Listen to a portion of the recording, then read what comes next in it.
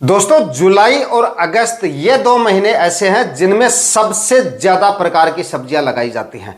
सबसे ज्यादा प्रकार की, यानी कि करीब 20-25 प्रकार की सब्जियों को आप जुलाई और अगस्त महीने में लगा सकते हो। और इन 2 महीनों में लगाई गई सब्जियां ग्रो भी काफी शानदार तरीके से करती हैं, उत्पादन भी काफी शानदार देके जाती हैं और मंडी भाव भी काफी शानदार देके जाती हैं इस समय पे लगाई गई सब्जियां। यानी कि सबसे ज्यादा प्रकार की सब्जियां इन्हीं 2 महीनों में लगाई जाती हैं। मतलब ऑप्शंस इस समय पे हमारे पास काफी ज्यादा हैं और अधिकतर सब्जियां इस समय पे लगाई गई सब्जियों में से ज्यादातर सब्जियां जो हैं काफी अच्छे मंडी भाव देके जाती हैं। काफी अच्छे मंडी भाव क्यों देके जाती हैं? देखिए, मई महीने में हम जिन सब्जियों की खेती करते हैं उनके हमें सबसे ज्यादा मंडी भाव मिलते हैं।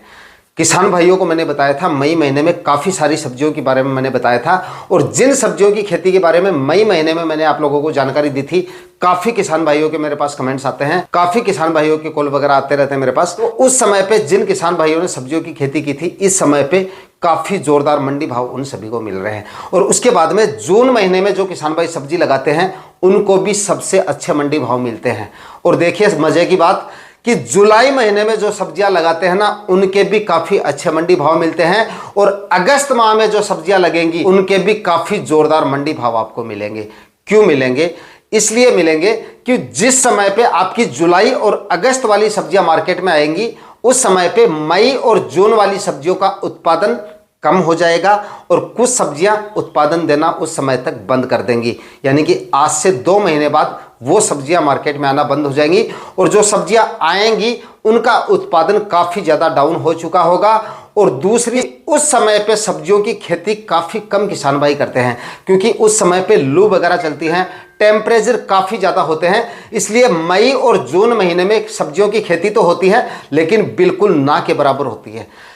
चुनिंदा किसान ही है या फिर जो रेगुलर सब्जियों की खेती करते हैं किसान भाई, वही सब्जियां लगाते हैं। ज़्यादातर किसान भाई उन 2 महीनों में सब्जियां नहीं लगाते हैं। जुलाई माह में भी थोड़े किसान भाई लगाते हैं, अगस्त माह में उसके बाद में सब्जियां लगानी शुरू की जाती हैं। लेकिन अगस्त महीने में लगाई गई सब्जियों के भी आपको काफ़ी जोरदार मंडी भाव मिल जाते हैं क्योंकि अगस्त में मैंने बता दिया कि सब्जियों की आवक सीमित मात्रा में होती है मार्केट में। इस वजह से मार्केट वैल्यू सभी सब्जियों की आपको काफ़ी जोरदार मिल जाती है।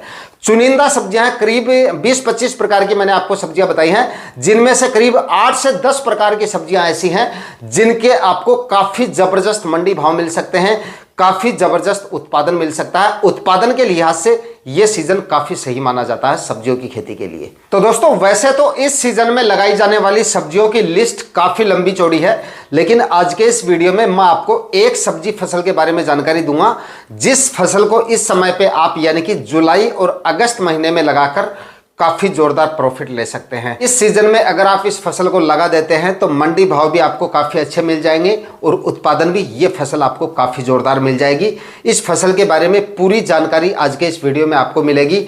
टॉप वैरायटियों के बारे में भी बताऊंगा कि अगर आप इस फसल को लगा रहे हैं तो कौन सी वैरायटियों का आपको सिलेक्शन करना है, लगाने का सही तरीका भी बताऊंगा और डाले जाने वाले खाद उर्वरक और आने वाली बीमारियों के बारे में भी आज के इस वीडियो में आपको जानकारी मिलने वाली है।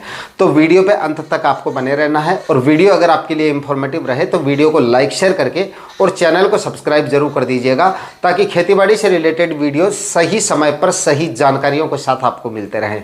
नमस्कार दोस्तों, मेरा नाम है सुरेश और आप देख रहे हैं खेत किसान झंझनों। तो दोस्तों, अगर आप इस सीजन में कोई ऐसी सब्जी फसल लगाना चाहते हैं जिसके आने वाले दिनों में मंडी भाव भी आपको काफी जोरदार मिल जाए, मार्केट डिमांड भी उस फसल की काफी अच्छी रहे और उत्पादन भी उस फसल से आपको काफी अच्छा खासा मिल जाए, तो इसके लिए आप इस समय पर शिमला मिर्च की खेती कर सकते हैं। और इस समय पे लगाई गई शिमला मिर्ची से ओपन फील्ड में भी आप इसकी खेती करके करीब 3 से 4 लाख रुपए तक का नेट प्रॉफिट 1 एकड़ में इसकी खेती करके ले सकते हैं।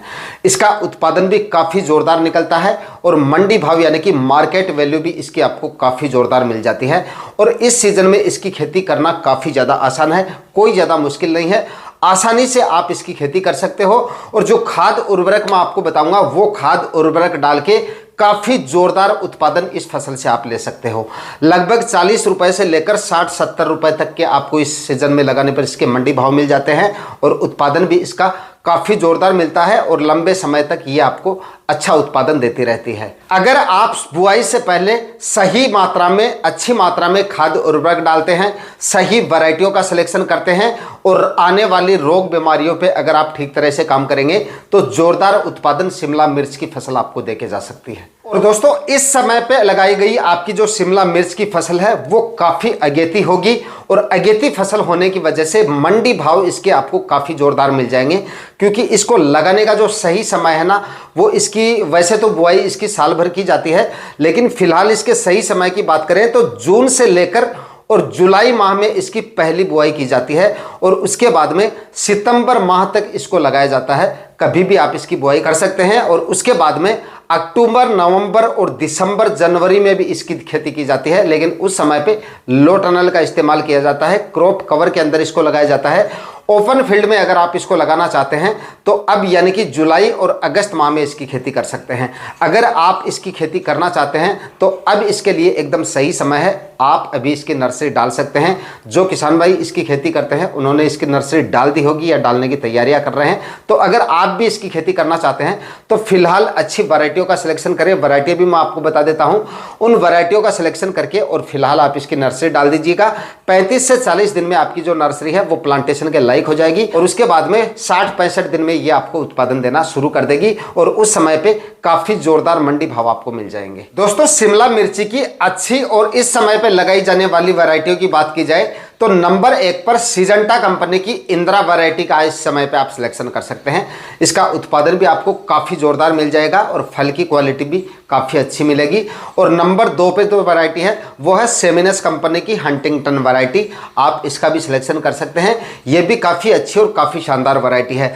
दोनों वैरायटियों में जो भी वैरायटी आपको मिल जाए उसी वैरायटी का आप सिलेक्शन कर लीजिए। दोनों अच्छी वैरायटियां हैं, काफ़ी जोरदार उत्पादन ये दोनों ही वैरायटी आपको देके जाएंगी। दोस्तों, शिमला मिर्ची की खेती करने से पहले सबसे पहले 4 से 5 ट्राली सड़ी हुई गोबर की खाद आपको अपने खेत में डालनी है और उसके बाद में 3 से 4 कल्टीवेशन करने के बाद में आपको आखिरी खाद उर्वरक यानी कि रासायनिक खाद उर्वरक डालने हैं। मतलब बेसल डोज आपको अपनी जमीन में डालना है।